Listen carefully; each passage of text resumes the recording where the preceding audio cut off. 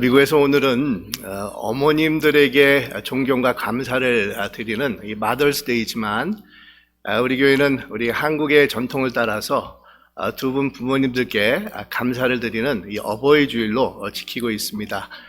오늘 이런 귀한 어버이 주일을 맞이해서 지금까지 우리 자녀들을 낳고 양육하시느라 수고와 또 헌신을 아끼지 않으신 모든 우리 세수망의 부모님들에게 우리 주님의 놀라운 은총과 또 축복이 함께 하시기를 간절히 축원드립니다.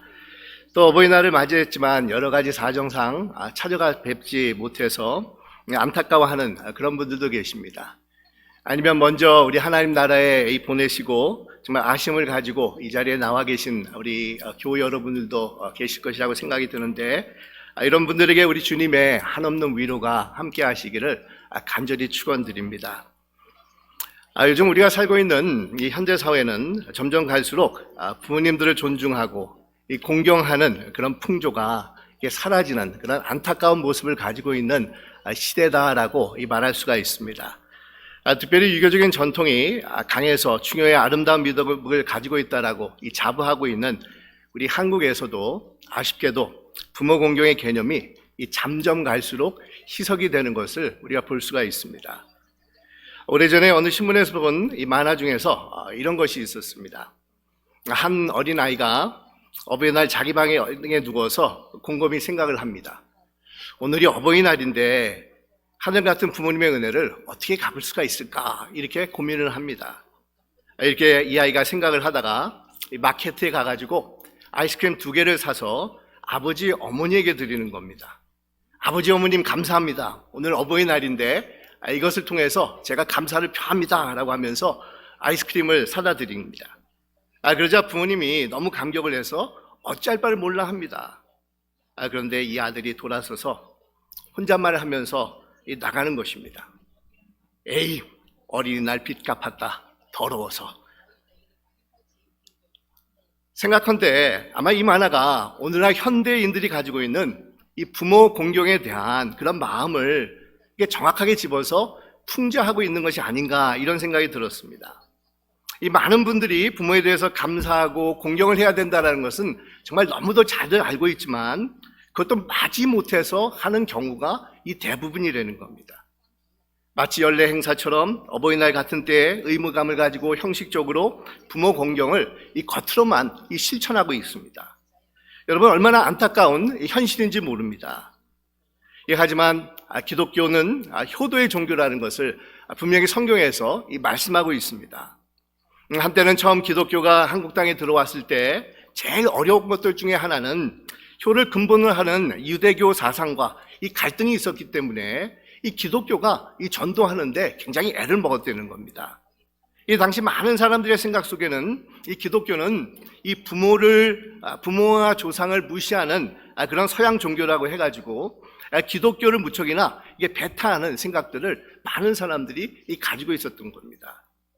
하지만 여러분 성경을 보면 얼마나 이 부모와에 대해서 효를 강조하고 있는지 모른다는 겁니다. 특별히 부모에게 잘못하는 자녀들을 아주 엄하게 다스리라는 그런 말씀을 전해주고 있는 것을 우리가 성경을 통해서 발견할 수가 있는데 성경을 보면 이 부모님들에게 잘못하는 사람들을 반드시 죽일지라라는 그런 말씀을 하고 있습니다. 여러분 얼마나 무시무시한 그런 말입니까? 요즘도 중동 국가에 가보면 이렇게 사람들을 이렇게 잘못했었을 때 돌로 쳐서 이렇게 죽이는 그런 기사들을 우리가 종종 볼 때가 있는데 옛날 이스라엘에서의 사형 방법도 돌로 쳐서 죽이는 방법으로 이 사람들을 이렇게 벌을 했다는 겁니다.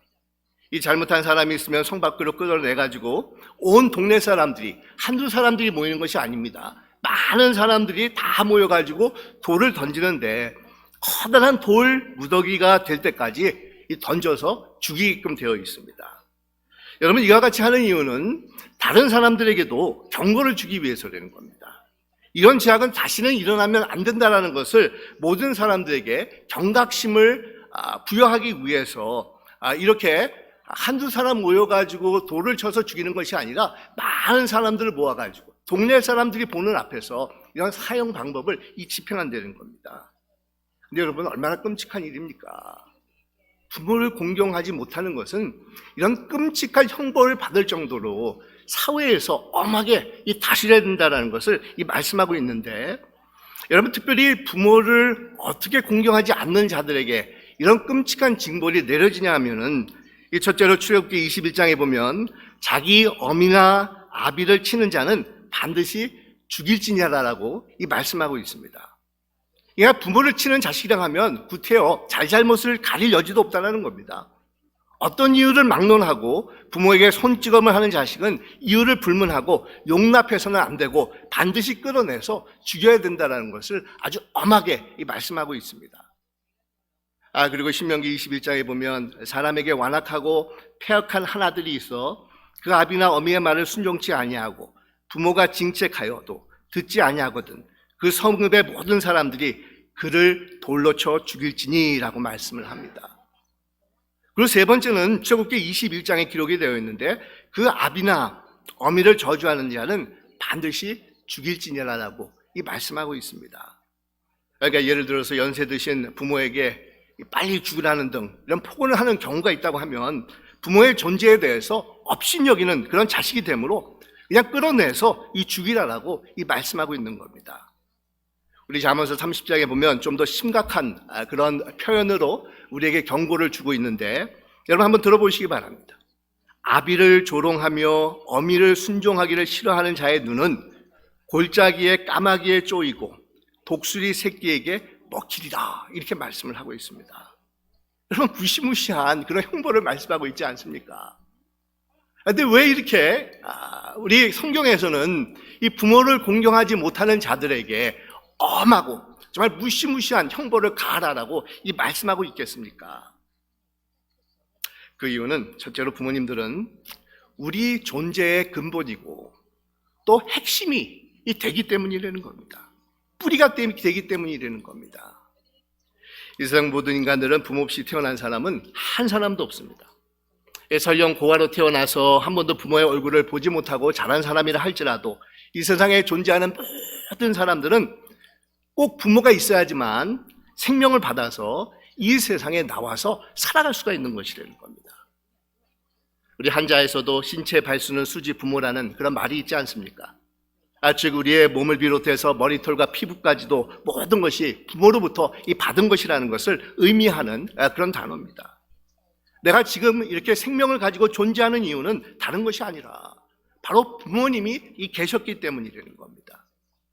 근데 여러분, 어디 우리가 부모로부터 받은 것이 육신의 생명뿐이겠습니까? 우리를 기르시고 양육하시고 지금까지 오게 하기 위해서 얼마나 많은 수고와 이 사랑을 쏟아 부으셨습니까? 이 금전적으로 계산을 해보아도 우리가 상상하지 못하는 금액이 자녀 양육을 위해서 쓰여지고 있다는 겁니다. 미국의 시사 주간지인 뉴스 앤 월드 리포트에 따르면 한 사람이 태어나서 정말 대학을 졸업할 때까지 들어가는 비용이 최저 80만 불에서 최고 300만 불까지 들어간다라는 그런 기사가 있습니다. 근데 이 금액은 부모가 자녀를 양육하기 위해서 일자리를 포기했을 때 나타나는 임금 소실은 계산되지 않는 그런 금액이라는 겁니다. 만약 이런 손실 부분까지도 포함을 시킨다고 하면 손실 비용이 전체의 약 70%까지 되기 때문에 사실 자녀를 키울 때 부모들이 쏟아붓는 그 금액은 정말 훨씬 더 많은 그런 엄청난 액수가 된다는 겁니다. 여러분, 우리가 지금 이렇게 존재하는 그런 이유는 바로 부모님이 우리에게 생명을 공급했기 때문이고, 정말 값으로 계산할 수 없는 부모님들의 정성 어린 사랑과 헌신의 은덕이 있었기 때문에 오늘날 우리가 이렇게 존재하고 있다는 겁니다. 그러게 여러분, 부모님께 감사의 마음을 가지지 못하는 것은 바로 자신의 존재를 부정하는 사람이고 자신의 뿌리를 망각하며 살아가는 어리석은 이 사람이라고 할 수가 있는 것입니다. 또한 성경에서 부모에 대한 이런 불효를 엄하게 다스리라고 명령하는 이유를 생각해 보면 부모와의 관계는 인간 사회의 가장 기본적인 질서가 되기 때문이라는 겁니다. 여러분, 우리 하나님께서는 인간들이 지켜야 되는 기본적인 계명을 10계명을 통해서 우리에게 주시지 않으셨습니까? 그 십계명의 구조를 우리는 두 개로 우리가 나눠볼 수가 있는데, 첫 번째는 이 첫 번째 계명부터 우리 내면적인 계명으로 하나님과 우리의 관계를 설명하는 것이고, 또 두 번째는 이 다섯 번째 계명부터 우리 열 번째 계명까지 인간과 인간 사이에 우리가 어떻게 살아가야 되는 것을 우리에게 지시해주고 있는 이 계명이라고 할 수가 있습니다. 그런데 인간과 인간 관계에서 지켜야 되는 계명을 명시하고 있는 그런 계명들 중에서 제일 처음으로 나오는 계명이 바로 내 부모를 공경하라라는 그런 계명이 됩니다. 그리고 뒤를 이어서 살인하지 말라, 간음하지 말라, 도둑질하지 말라라는 그런 계명이 이어서 나오고 있습니다. 여러분, 이 순서가 무엇을 말하고 있느냐 하면 모든 사회생활, 즉 인간 생활의 가장 기본은 부모를 공경하는 데부터 시작이 된다라는 뜻이 담겨져 있는 겁니다. 여러분, 그렇지 않습니까? 인간이 처음 태어나서 관계를 갖는 사람이 바로 부모입니다. 그래서 모든 인간관계의 기본은 부모와 자녀와의 관계에서 시작이 된다 해도 과언이 아니라는 겁니다. 우리 15세기 종교개혁자인 마틴 루터는 가정은 최초의 학교요, 이 부모는 최초의 교사다라는 그런 말을 하고 있습니다. 그래서 여러분, 이 부모를 통해서 우리는 사랑을 비롯해서 배려며 이해며 정의며 조화며 순종이며 신뢰며, 심지어 요즘 가장 이게 현대사회의 키워드라고 하는 이 공평까지도, 정말 이런 인간관계에서 필요한 모든 요소들은 궁극적으로 이 가정에서 부모의 관계를 통해서 익히고 배우게끔 되어 있는 겁니다. 여러분, 주위를 살펴보면 부모와 좋은 관계를 가지고 부모에게 잘하는 사람들이 대체적으로 원만한 인간관계를 가지고 이 사회에서도 인정받고 모범된 그런 생활을 하는 것을 우리가 볼 때가 많이 있습니다. 그래서 오래전에 어느 한국의 대기업 총수는 인재를 뽑을 때 학력도 중요하고 경력도 중요하지만 이 두 가지 인간관계를 꼭 본다는 그런 유명한 이야기가 있지 않습니까? 이 첫째는 부부관계를 보고 이 두 번째는 이 부모와 자녀의 관계, 부모를 어떻게 대하는 것, 그 관계를 꼭 본다고 그러지 않습니까? 왜냐하면 이 두 가지가 올바로 형성된 사람은 한결같고 신뢰성을 그런 지닌 사람이 되는 겁니다. 특별히 부모와 좋은 관계를 유지하는 사람은 절대로 회사에 해를 끼치는 행동을 하지 않는다고 이 총수가 믿고 있었다는 겁니다. 그리고 성경에서 효를 강조하고 불효를 엄하게 다스리는 이유는 부모님을 공경하는 것은 하나님을 섬기는 것과 직접적으로 연관이 있기 때문입니다. 우리 하나님께서는 이 세상에서 자신의 대리자로 부모님을 우리에게 허락해 주셨습니다. 하나님께서는 자신의 뜻을 이루어 나가는 데 있어서 부모님들이 자신을 대행자로 이 세상에서 살아가게끔 우리에게 허락해 주셨다는 겁니다. 우리가 흔히 하나님은 이 사랑이라고 그렇게 이야기를 이렇게 많이 듣는데, 여러분, 우리가 어떻게 그 사랑이 무엇인지를 깨달아 알 수가 있겠습니까? 바로 부모님을 통해서라는 겁니다. 인간들은 우리 부모님들이 베풀어 주시는 그런 헌신과 사랑을 통해서 하나님께서 베풀어 주신 은혜와 긍휼이 이런 것이구나라는 것을 우리가 깨달을 수 있게 된다는 겁니다. 또 갓 태어난 그런 아기들의 무의식 가운데는 이 부모님들을 정말 전능한 존재로 바라보게 됩니다. 이런 부모에 대한 이 무의식이 이 자녀들이, 어린 자녀들이 성장을 하면서 전능하신 하나님을 찾고자 하는 그런 마음으로 변화하게끔 되어 있다는 겁니다. 그래서 여러분, 이 자녀들이 어렸을 때 부모와의 관계는 이 다음에 성장을 해서 신앙을 갖게 됐을 때 하나님과의 관계를 측정할 수 있는 그런 바로미터다라는 그런 이야기를 하기도 합니다. 그러기에 여러분, 하나님께서 부모를 대하는 것이 바로 자신을 대하는 것 같이 여기는 분이시라는 겁니다. 우리 13세기에 아주 유명한 유대인 랍비였던 모세 디 리온이라는 분이 있었는데, 이분이 이런 얘기를 합니다. 아버지와 어머니를 공경하는 것은 하나님을 공경하는 것과 같은 것인데, 그 이유는 세 분이 우리의 생명을 창조할 때 파트너였기 때문입니다. 이런 유명한 말을 우리에게 전해주고 있습니다. 여러분, 그렇습니다. 내게 생명을 허락해 주신 부모님을 공경하는 것은 곧 그들을 통해서 내 삶 속에 역사하시는 하나님의 그 놀라운 주권을 인정하고 하나님을 존중하고 하나님을 사랑하는 것이 된다는 겁니다. 어떤 분이 이런 얘기를 하는 것을 들은 적이 있었는데, 목사님, 보이는 부모님을 공경하지 못하는 사람이 어떻게 보이지 않는 하나님을 공경할 수가 있겠습니까? 이런 얘기를 제가 들어본 적이 있습니다. 여러분, 얼마나 정말 정확한 표현인지 모릅니다. 부모님을 잘 모시는 것은 곧 하나님을 잘 섬기는 것과 같다라는 겁니다. 그러면 여러분, 우리가 어떻게 부모님을 정말 잘 공경할 수 있는 그런 자들이 될 수가 있겠습니까? 좀 더 실제적인 면을 우리가 생각해 보면, 첫째로 우리 부모님의 말씀에 귀를 기울임을 통해서 우리는 우리 부모님들께 공경함을, 존중함을, 감사함을 표현할 수가 있는 겁니다. 그러니까 부모님을 공경하는 것은 그들의 말씀을 잘 귀담아 듣는 데서부터 시작이 된다는 겁니다. 아무리 공경을 한다고 해도 부모님의 말씀을 귀담아 듣지 않는다고 하면 그것은 부모님에 대한 예의도 아니고 존경도 아니고 공경이 아니라는 겁니다. 여러분, 부모님의 말씀을 듣고 순종하는 것은 굴종도 아니고 또 복종을 하라는 것도 아닙니다. 이 굴종이나 이 복종은 마음에도 없는데 억지로 강제성을 가지고 이 고개를 숙이는 것을 말하고 있는데, 부모님께 드리는 순종은 정말 기쁜 마음을 가지고 자발적으로 정말 부모님의 말씀을 따르는 것을 의미하고 있다는 겁니다.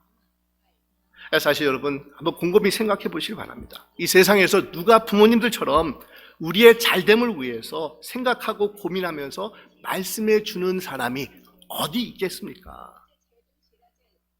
이 서양 속담에도 도둑질 가르치는 아비가 없다라는 그런 말이 있지 않습니까? 우리 부모님들이 자식들을 향해서 한결같은 그런 마음이 있다고 하면 다들 자식들이 잘 되기를 바라는 그런 마음뿐이 되는 겁니다.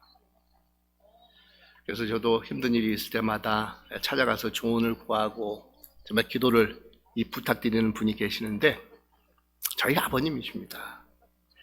제가 오늘 저녁에도 이제 찾아가 뵈려고 하고 있는데, 지금은 거의 80 후반이 이제 되신 연세시지만, 그래도 저를 누구보다도 제일 잘 알고 계시고, 저를 사랑하시기 때문에 제게 필요한 아주 정확한 격려와 조언을 해줄 수 있는 분이 아버님이라는 것을 제가 신뢰하고 있기에, 정말 아버님한테 찾아가서 힘든 얘기도 하고 또 이럴 때 어떻게 했으면 좋겠습니까? 제가 조언도 부탁을 드리고 이 기도 부탁을 한다는 겁니다. 그렇지 않습니까, 여러분? 이 세상에서 부모님들처럼 우리들을 위해서 제일 정확한 말씀을, 격려를 해줄 수 있는 사람이 누가 있겠습니까? 둘째로 우리는 부모님의 존재를 귀하게 받음을 통해서 부모 공경을 실천할 수 있는 자들이 될 수가 있다는 겁니다. 오늘 우리가 읽은 본문에 보면, 너 낳은 아비에게 청종하고 내 늙은 어미를 경히 여기지 말지니라, 이렇게 잠언서에서 말씀을 합니다. 여기서 이 경히 여기지 말라는 것은 무시하거나 소홀히 여기지 말라는 뜻입니다. 이 부모님들이 젊고 능력이 있을 때는 어느 누구도 무시하거나 경히 여기는 그런 사람들이 별로 없습니다. 하지만 부모님들이 나이가 들고 힘이 없어지고 도움을 주지 못하는 그런 형편이 되었다고 하면 자식들마저도 등을 돌릴 수 있는 그런 경향들을 가지고 있게 된다는 겁니다. 여러분, 진정한 부모는 그럼에도 불구하고 부모님이 어떤 모습을 가지고 있던지 간에 그 존재 자체를 인정하고 사랑하고 소중히 여기는 것이라는 겁니다. 그런데 여러분, 우리는 종종 이런 이야기를 들을 때가 있지 않습니까? 가지고 있는 것들이 있다고 하면 끝까지 가지고 있어야지, 그렇지 않고 자식들에게 준다고 하면은 안 된다라는 그런 이야기를 우리가 심심치 않게 주위에서 들을 때가 있습니다.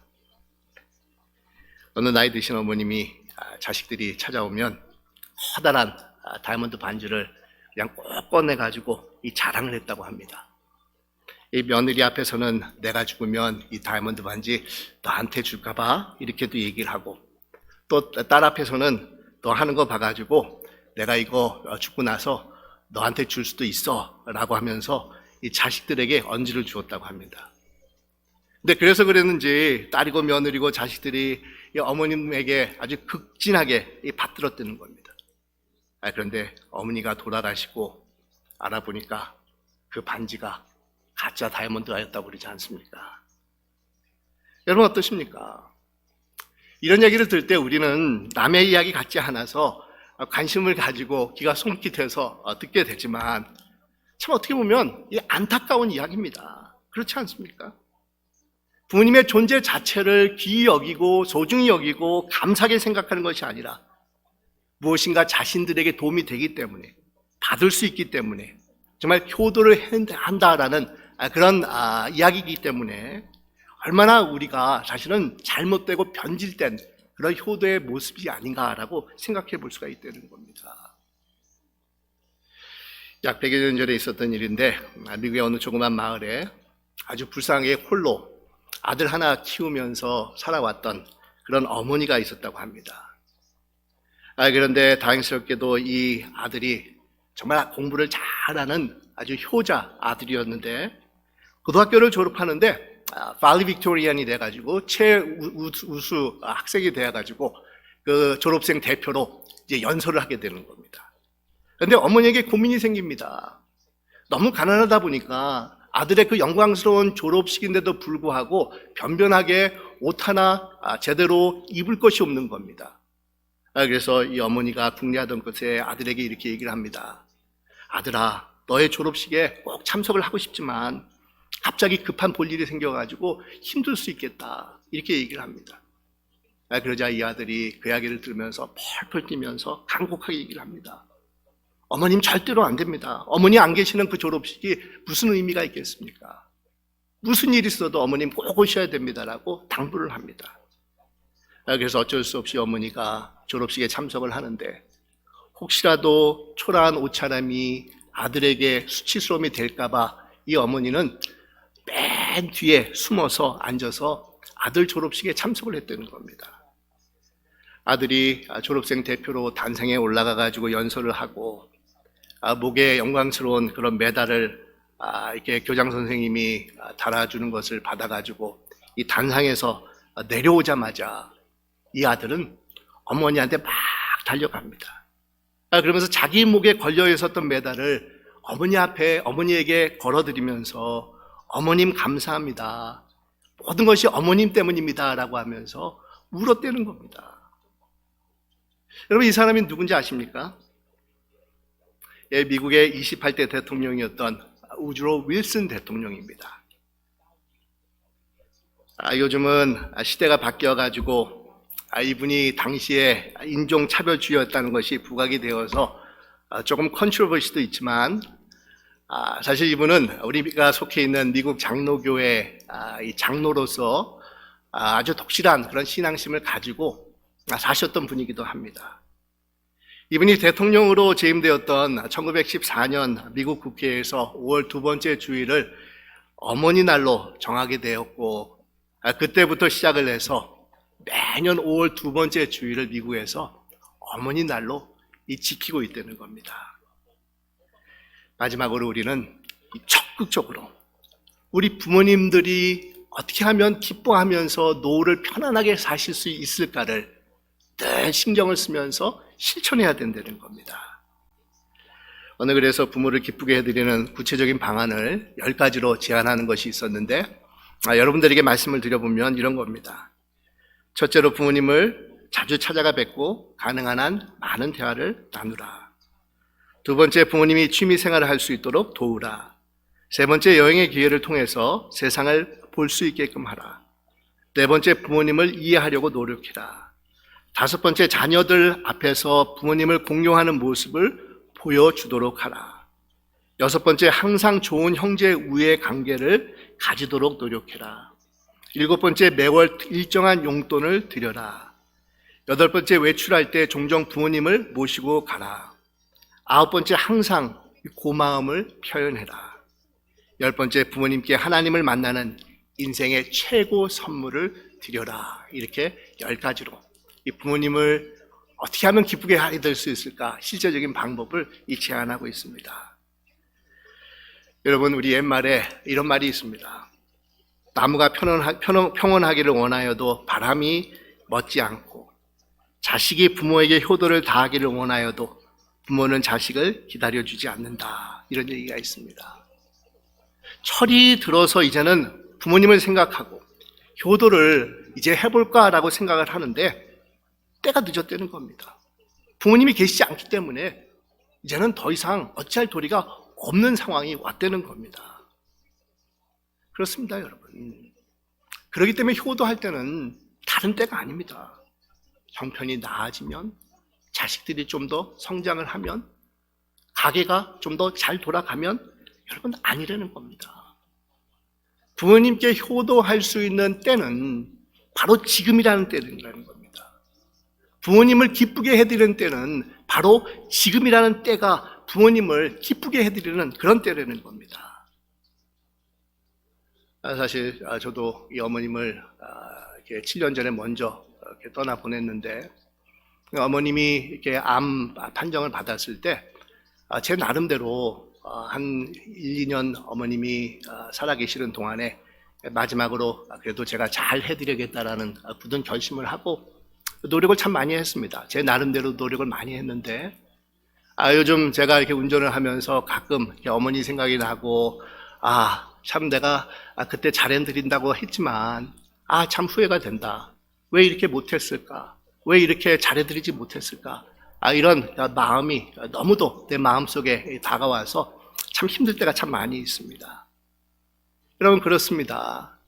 혹시 우리들 가운데 이 부모님들이 생전에 계시는 분들이 있다고 하면 바로 지금이 부모님들을 기쁘게 해드리고 잘 해드려야 되는 때라는 겁니다. 왜냐하면 우리 부모님들은 오래 기다려주지 않기 때문이라는 겁니다. 사랑하는 여러분, 우리 부모님들을 공경하는 것은 단지 도덕이 아닙니다. 단지 윤리가 아니라는 겁니다. 우리 하나님께서 우리에게 명령하고 계시는 우리의 신앙과 직접적으로 관계되는 영적인 일이라는 겁니다. 특별히 우리 하나님께서는 부모님들을 잘 공경하는 자들에게 신이 이 세상에서 잘되게 하겠다, 장수하는 축복을 주겠다라는 약속을 말씀하고 계시지 않습니까? 이러한 귀한 부모 공경을 통해서 정말 하나님께서 약속하신 이 축복을 받으며 정말 이 세상에서 하나님을 잘 섬기시는 우리 새소망 교우 여러분이 되시기를 주님의 이름으로 축원드립니다. 기도드리겠습니다.